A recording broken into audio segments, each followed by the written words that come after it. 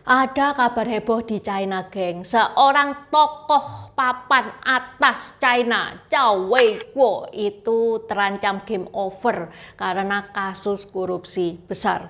Kalau di Indonesia biasanya koruptor itu cuma ditahan, itu pun boleh jalan-jalan. Loh, nggak bisa tuh Intan, masa koruptor ditahan itu bisa jalan-jalan? Nggak bisa dong. Loh, belum setengah tahun Intan ngebahas tentang Agus Hartono. Ini nih, Agus Hartono. Di deskripsi juga sudah Intan taruh. Kalau teman-teman pengen tahu ya siapa itu Agus Hartono.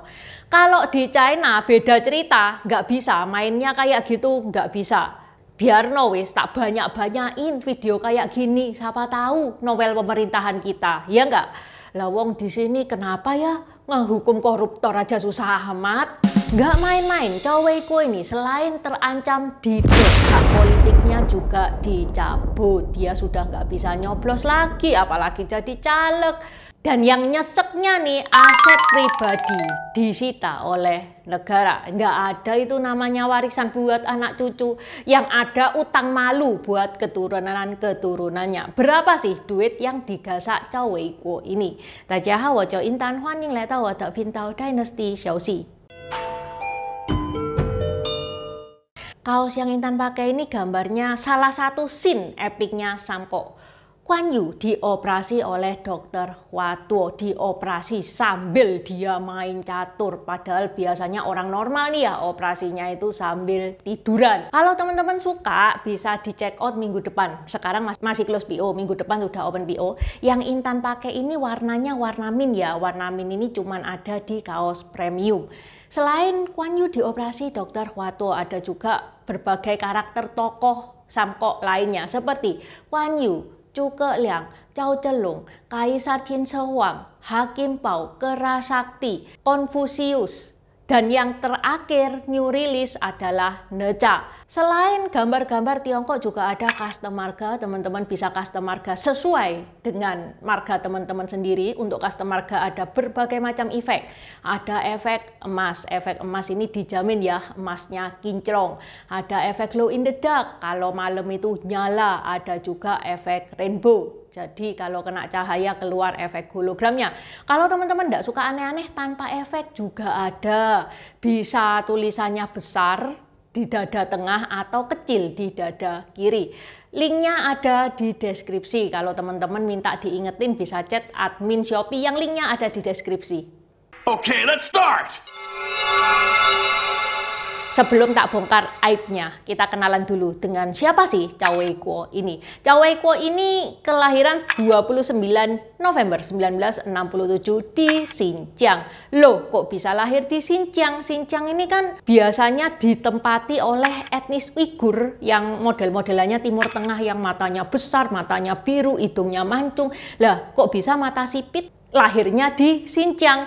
Soalnya bokap nyokapnya Zhao Weiguo ini kena getah revolusi kebudayaan. Apa itu revolusi kebudayaan? Singkatnya, ini programnya Mao Zedong untuk memurnikan ideologis China, yang mana banyak korban berjatuhan di revolusi budaya ini. Mao Zedong salah kaprah ini.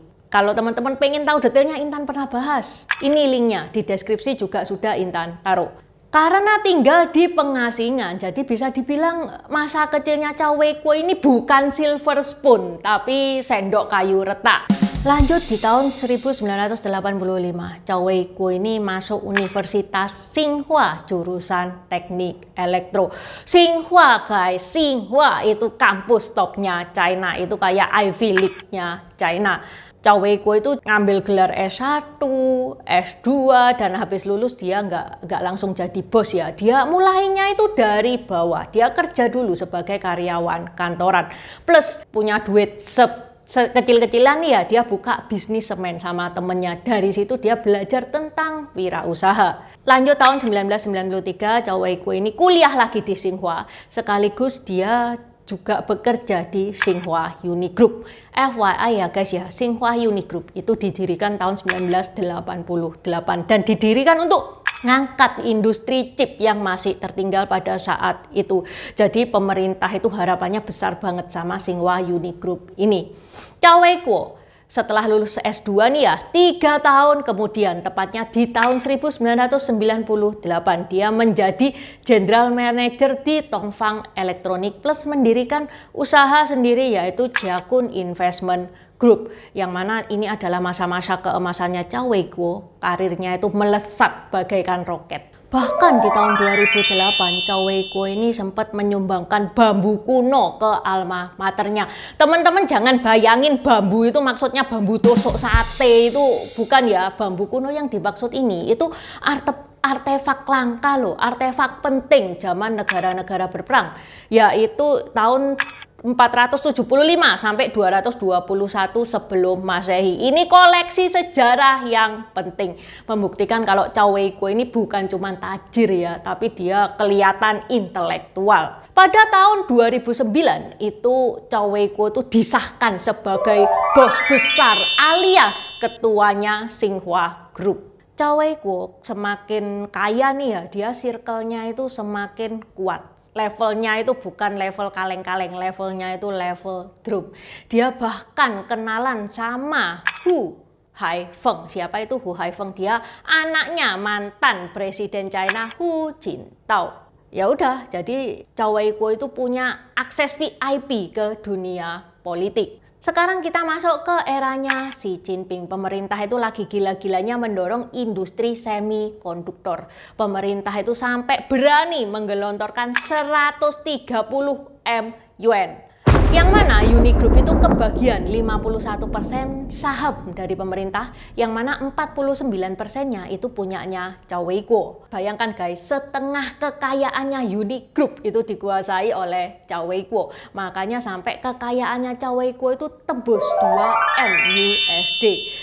Chow Wei-kuo bahkan masuk ke daftar orang terkaya di dunia. Masuk listnya Forbes. Pada tahun 2022, Chow Wei-kuo ini adalah orang terkaya nomor 1096 di dunia dan orang terkaya nomor 358 di China. Chow Wei-kuo nih yang merasa sudah kaya nih, dia belanja sana sini, belanja perusahaan, akuisisi sana sini, wes kayak orang habis gajian. Dia mengakuisisi Spectrum, RDA, Microelectronic, bahkan sempat investasi di Western Digital meskipun nggak banyak ya, cuman sedikit, dan merger sama SanDisk. Bahkan Chow Wei-kuo ini kepikiran untuk ngeborong Micron, TSMC atau MediaTek. Ya wis kayak gitulah, dia itu ngeborong perusahaan itu kayak kita ngeborong baju diskonan.